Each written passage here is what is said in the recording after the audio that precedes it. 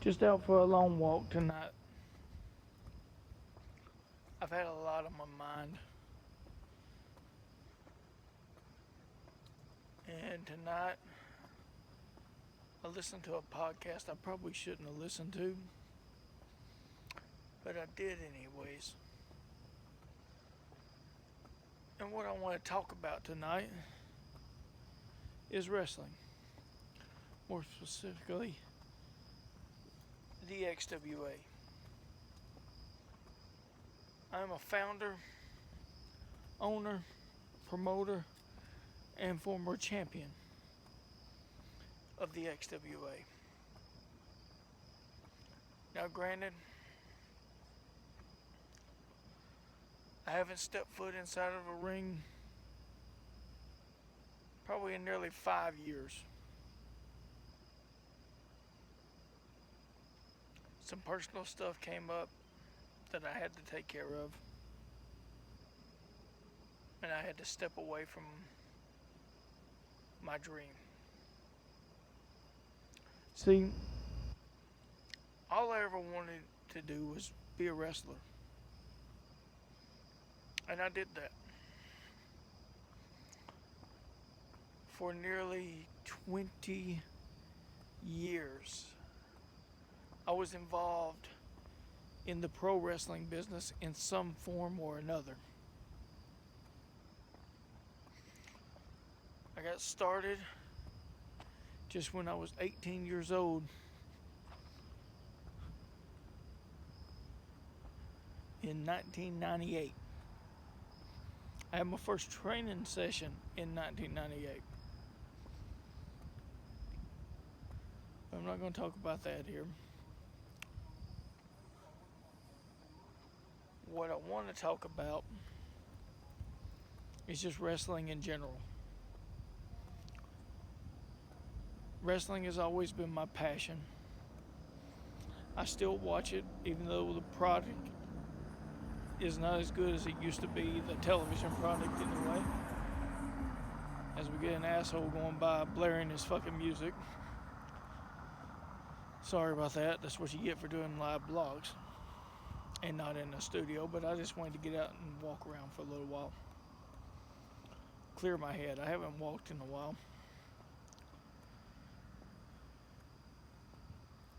But getting back to what I was saying about the pro wrestling, it is my life. It's all I ever cared about. I've done stuff in this life that I'm not proud of. But the one thing I am proud of, and that is wrestling. And I'll say it right here, right now.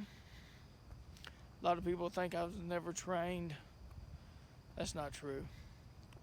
I've had a multitude of training classes I've been in.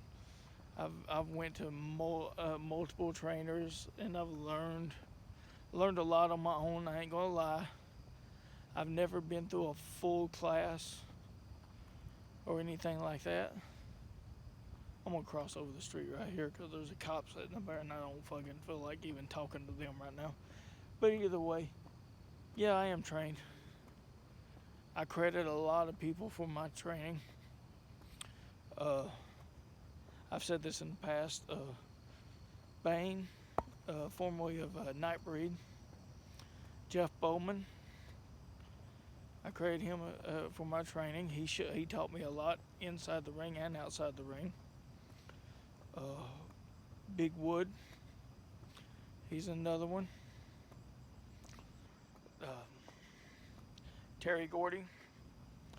I never got to actually sit with him for long, but the few times that I did get to sit with Terry Gordy, it was awesome.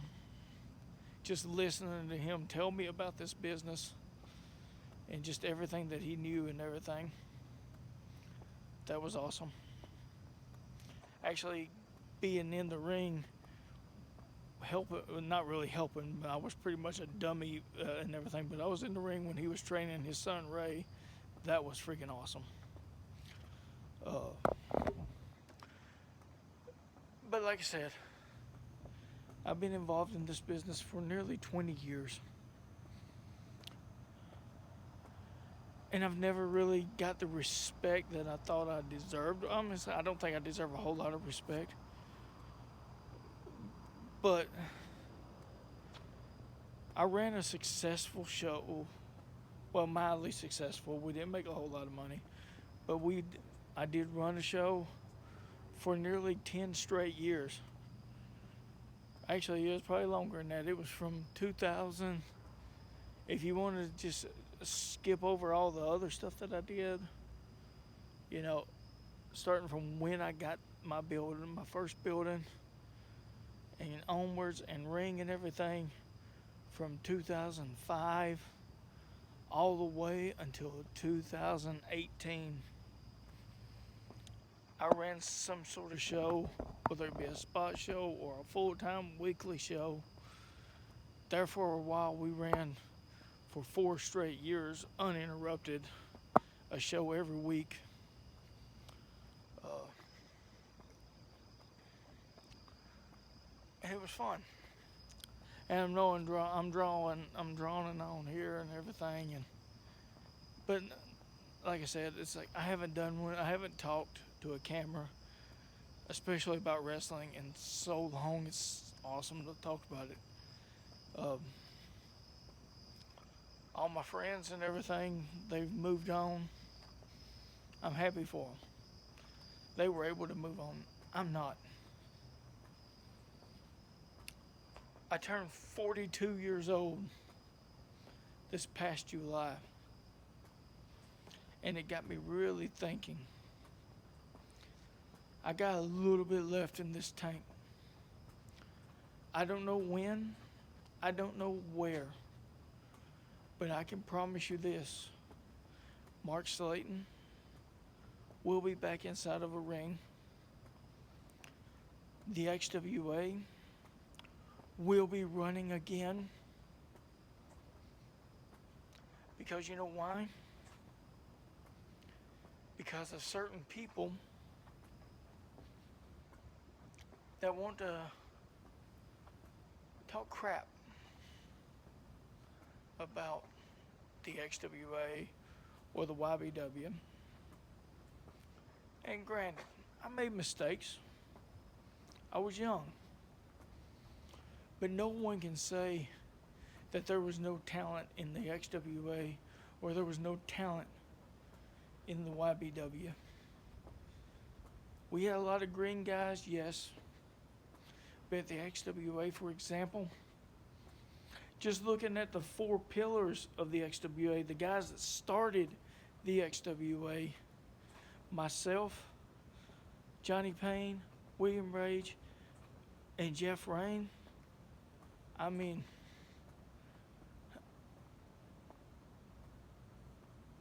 you could start a show with us 4, and I guarantee you would not regret it, because all 4 of us brought something different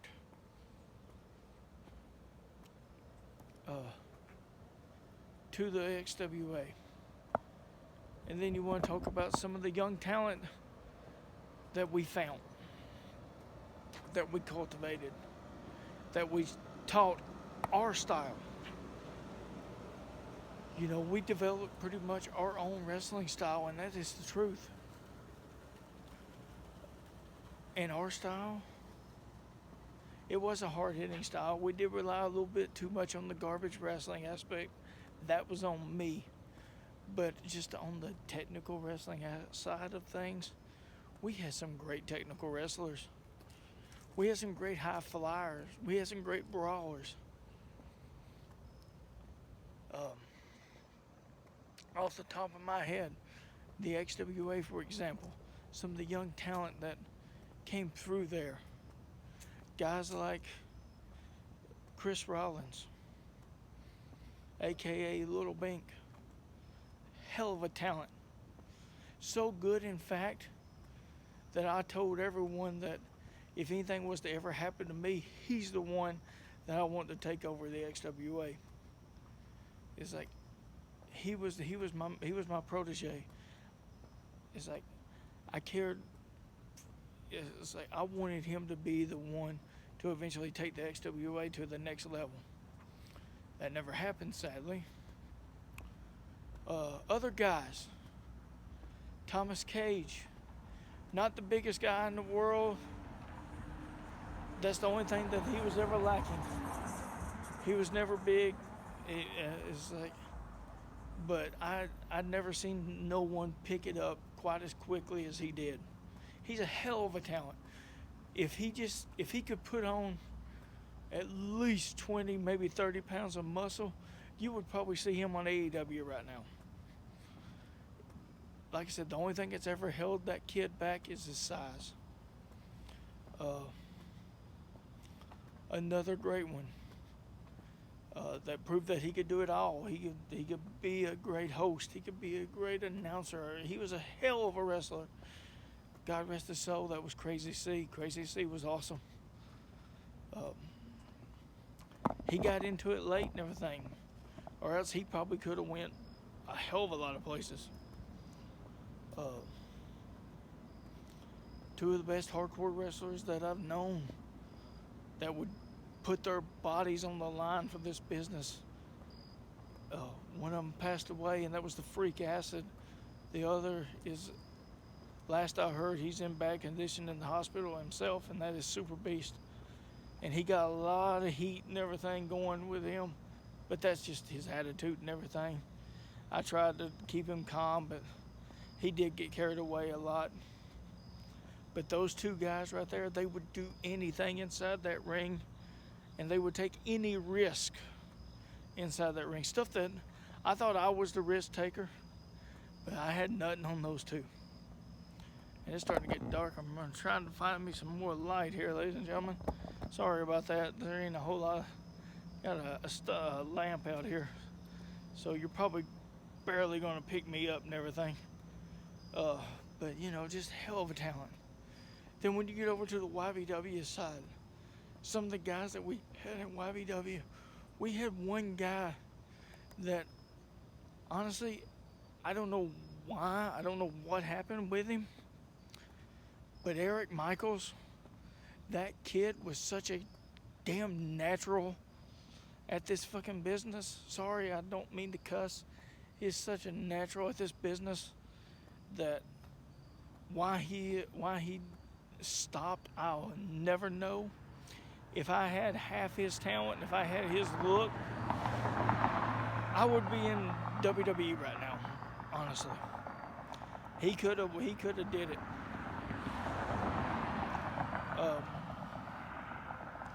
Well, I've got this good light. I'm gonna stop over here for a minute. Another one. We had so many great ones in the YBW, especially. Another one that was, he was all heart. He was talented inside the ring. He wasn't the biggest fighter in the world, and that was Maniac. Maniac is like, but his biggest thing was his size, and the injury bug just kept compiling on him. But he was awesome. Another one, Mikey G. You want to talk about a kid that had nothing but heart, that gave it all, his all, every single night he stepped inside that ring. It's like I said, the only thing I heard him again was his size. If he would have been 6'2", maybe 220 pounds, 225 pounds, he'd probably be in AEW right now. But either way, what I'm getting at here is, I heard some stuff today on the podcast talking about, oh, they was all heart and everything. It's like none of them were really trained, blah, blah, blah, blah, this. Honestly, I'll tell you this much. All the guys, every single person that ever wrestled for the XWA or the YBW, I would take them in a heartbeat over half these so-called professionals. And I booked some of these so-called professionals. My biggest mistake, paying guys that was not worth 2 freaking cents. I paid guys that I don't know what I was thinking, honestly. because they wasn't no draw. Some of the guys that I paid to come and wrestle for the YBW especially, they wasn't a draw. They didn't put any asses in the seats. It's like my regular crew did that. And then when they got up here, they half-assed it. They didn't perform to the way that they should have performed. But either still, I just wanted to take this time out. I know I'm really talking a lot here in this video, and it's probably going to be a pretty long video. I hope you like it. I hope you watch it. I'm going to try and do some more. I got a pretty good light going on right here, so I'm going to stop right here. I'm going to try and do a little bit more of these videos. I miss doing these. I miss talking to the people and everything. I've been stuck in a rut for a long time. But you know what? I'm in a good place right now. Like I said, I'm 42 years old. I'm not in the best shape in the world. I have lost weight. It's like I was back a couple years ago. I was pushing nearly 260 pounds. I'm down now to around 221 pounds, 222. I fluctuate between those two. And I continue to keep dropping this weight. I'm feeling good. I'm healthy.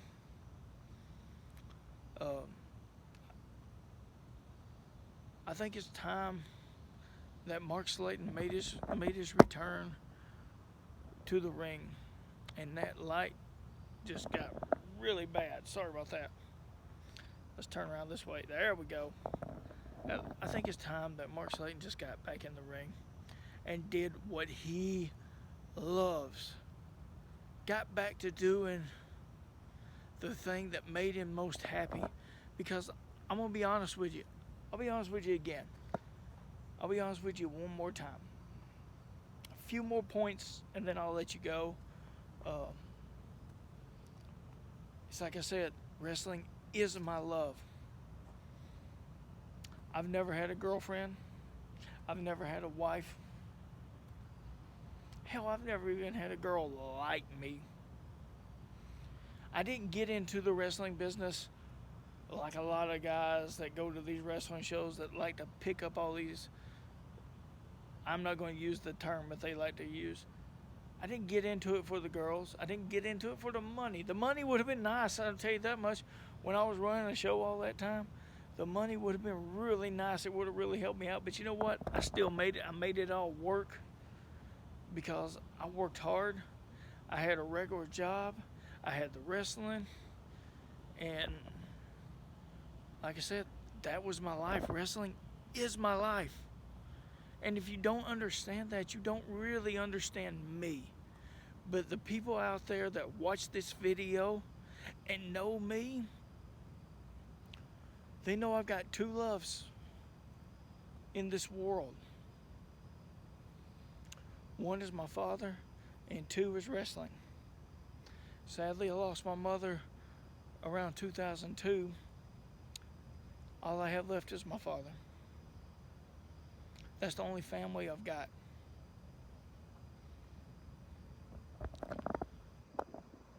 That's the only family I need. As long as I've got him, I'm good. And I want to thank him. I want to send this thank you out to my dad. He's always believed in me. He's always been there for me. If I needed something, all I had to do was ask, and he would help me out with that. And that means so much to me. Because like I said, I have no one else. I'm shooting straight with you. I have no one else. I have my dad, and I have wrestling. And I haven't had wrestling in a long time. And I miss it. I miss going through that curtain. I miss getting in that ring. Whether I'm wrestling or I've got that microphone and I can cut that promo and I can make someone, it don't matter who it is that is in that crowd, if I can make them feel what I'm feeling at that moment, It is the best high ever. And unless you've been in this business, unless you know that, you don't understand that. But I'm just telling you right now, I don't have too much time left. I've got a little bit left in this tank. Just a little bit. Marc Slayton's returning. When, where, I don't know. The XWA is returning. When, where, I'm not 100% sure on that either. But just know that once I return, once the XWA returns, we're going to show the whole world what real pro wrestling, Southern style pro wrestling is all about. I'm done trying to placiate to all these people. It's like the XWA is bringing back real wrestling. No garbage, no comedy, nothing.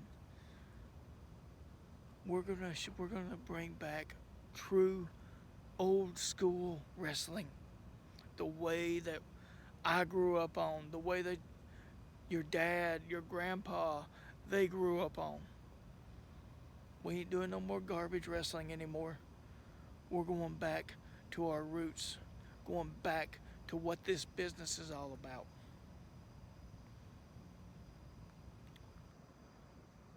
But don't think I've forgotten. Like I said, I made my name doing hardcore matches. That's how, honestly, I'll be honest, that's how a lot of people know me. They know me as the guy that bleeds half to death, that'll take chair shot or light tube shot or any kind of stupid, dumb, freaking shot thing.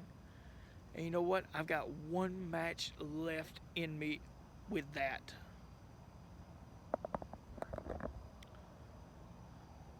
I said a long time ago that I'm the hardcore champion.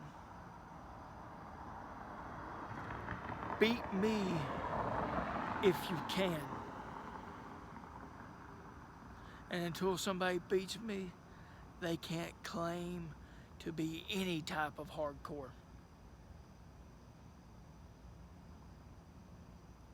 Wrestling is my love, is my passion. It's the only thing I care about.